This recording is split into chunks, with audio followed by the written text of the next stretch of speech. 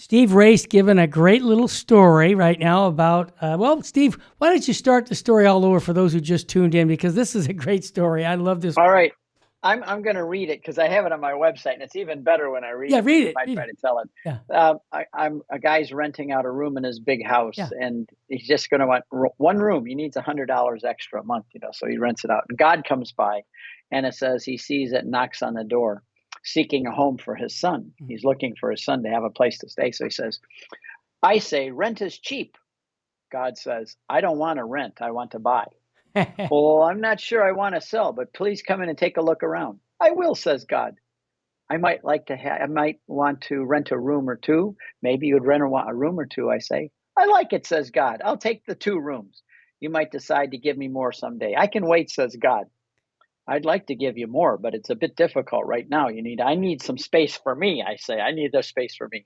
I know, says God, but I'll wait. I like what I see. I say to myself, maybe I can let out another room. I really don't need that one so much. Good, says God. Thanks. I like what I see. I'll take it. Yeah. I'd give you the whole house, but I'm not sure. Oh, go ahead. Think on it, says God. I would not put you out. Your house would be mine and my son would live in it. You'd have more space then than you do now. But I don't understand all that, I said. I know, says God, but I can't tell you about all that. You have to discover it for yourself. Give me the whole house and see what happens. It's a bit risky, I say. Yeah, says God, but try me. I'm not sure. I'll let you know. I can wait, says God. I like what I see. Eventually, the guy gives him the whole house, and the house is more his now than it was before he gave it to God, and it's bigger than all, and he has these wonderful roommates. And I like to say that applies to our life, because Absolutely. our life is full of rooms. This is my personal room. This is my public room. This is a room I share with my family. God says, I want your whole house. I want all of you. But these are my favorite sins. I'm not going to give these up. I'm not going to give up my anger and my bitterness, and I don't like that person, and I'm not going to quit, and I'm not going to like him. I'm just not going to. And God says, I really want all of you, and you keep holding back from me. So when you're ready to give me all of it, let me know. I like what I see. I'll wait. That's a great And story. how long is it going to be before we give our whole life to him? So Exactly. you asked me about this, that we have, it's who we are. We Yes. belong to him. We're Yes. in no position to say, no, you can't have the house, because he could take it if he wanted That's to. right. But he's a gentleman. He knocks on the door and he asks. Why he wants us, I have no idea. Why he wants all, I see myself sometimes and other people. I say, what in the world does he see in us? Why would he want us? But he does. And because of that, our job is to share it with other people. If you would really like a football team, you don't have to tell people how to share it with other people. They go around talking about their favorite basketball, That's football, right. hockey team. They talk about it all the time. And if you really want to get passionate about that, go to Europe and watch how they play football, which we call soccer, and their whole lives are consumed with it. Yeah.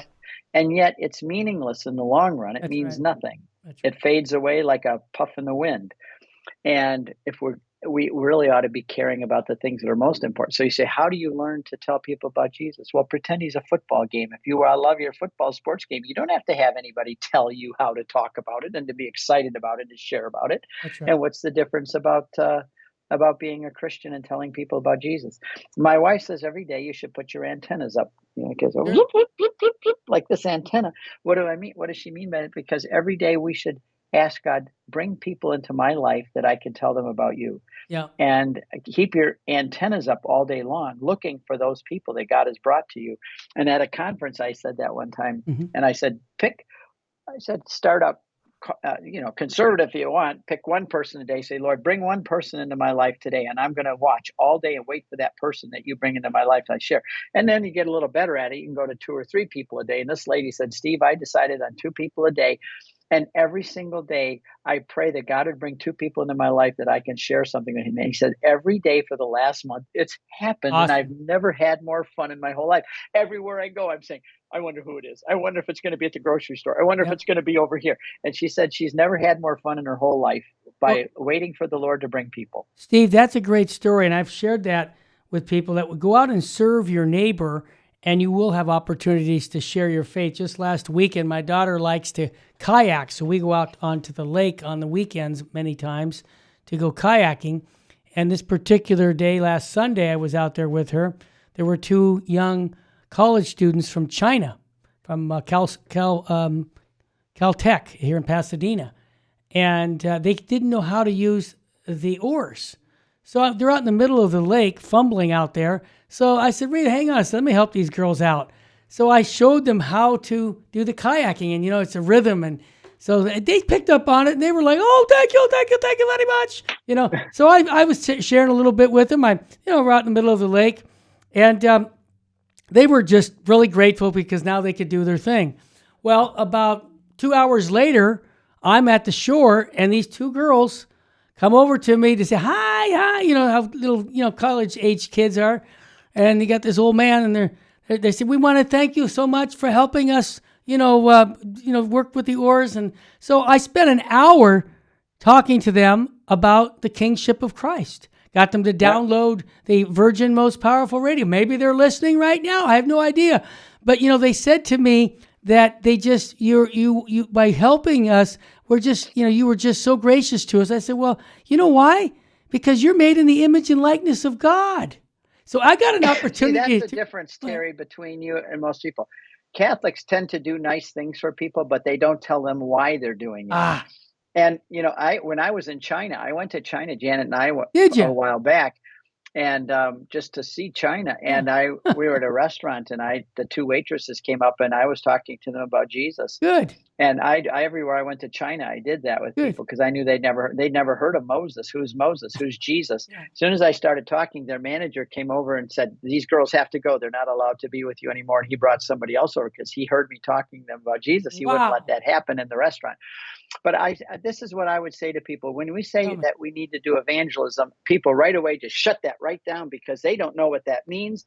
To them, that means going out like Billy Graham and standing up preaching in big auditoriums and halls. Right. They think it means that you go out on the street and preach. Now, if you want to do that, there's some great people called the St. Paul Street Evangelists. That's right. Look them up, and they train you how to do it, and it's wonderful. But evangelism is no more than saying, God bless you, when you're done at the grocery store. Exactly. And people always, 9 out of 10 times when I do that, that's a way of starting a conversation. God bless you. Yep. They say, well, thank you. God bless you too. They're surprised that I'm willing to say that because in our culture, you're not allowed to say that anymore. Yep. God bless you. Or I don't have it on today because I'm at home, but I always wear my cross outside and I get comments on that. And it gives me an opportunity to talk to people because they say, oh, that's a beautiful cross. I don't wear jewelry, Jerry. I noticed, Steve. I noticed. I'm not a jewelry guy. You're not going to see any earrings. I've noticed that. But I wear this cross because it starts conversations. Yeah, of course. Real quickly, one. That's a beautiful cross. That's a beautiful around your neck there. He wouldn't even say cross. It's beautiful. Thank you very much. Almost every single day, somebody says that. And I always say, well, thank you. I wear it proudly as a Catholic. And I smile real sweetly to them. And this guy says, oh, you believe it? You believe that? In other words, you're not just wearing it because it's beautiful. You're wearing it because you believe it. Of course, I'm not going to wear anything I don't believe. So I believe it, and I wear it for that reason. So, okay. I said, I believe it enough to die for it. And he just flustered. It was at the airport, by the way, in the airport. Well, he ended up sitting next to me on the plane. Oh, my gosh. That's one of those divine appointments where if you say, Lord, bring people into my life today to talk to, He'll do it. It's like God is moving people around on a chessboard just to get them to me or to you, Terry, because they know you're going to talk to them. So He may spend 2 months on the chessboard moving that person around to finally get them to you. And if you don't do it, God says, oh, no, now I got to start all over again. Who can I send them to this time to talk to him? Well, anyway, this guy sat next to me on the airplane. Yeah. We took off. I put my earbuds in to listen to a podcast or something, and he taps on my shoulder and he says, do you have a minute? I said, yes. He said, you really believe that? And he pointed to I said, yes, I do, sir. I really do. He says, well, I'm an atheist and I don't believe in anything, and I would love to believe in what you do. Could you tell me why I should be a Christian? Oh, that's great. And I had him for 2 hours on the plane. Yeah. Now, this is evangelism, but it wasn't like I set out to be an evangelist. No. I was just being myself. Exactly. And I wear my cross. And I tell people, God bless you. And at Christmas, I say, Merry Christmas. And they say, Happy Holidays. I say, it's Merry Christmas because we have Christ in Christmas. That's what Amen. it's about. And 9 out of 10 of them say, oh, I'm so glad you said that. Thank you. But we're cowards. We're afraid to say that to people at the grocery store or at the supermarket or wherever we go. If we say Merry Christmas to them, they will smile and say, oh, thank you. Merry Christmas to you too. Our boss says we can't say that, but since you said it to me, I can say it back to you. Merry Christmas to Amen. you too. And so this is simple evangelism. That's right. Start simple. I You don't agree. have to preach on the street corner. Just Nope. tell people, and tell them when you do something for them, tell them why you did it. That's My right. wife opened the door for a lady at a grocery store. The elderly lady had her arms full. She Yeah. couldn't get out the door. So my wife opens the door and Sure. she said, oh, thank you so much, young lady. My wife said, oh, you're welcome. We're Catholics and we love to help people.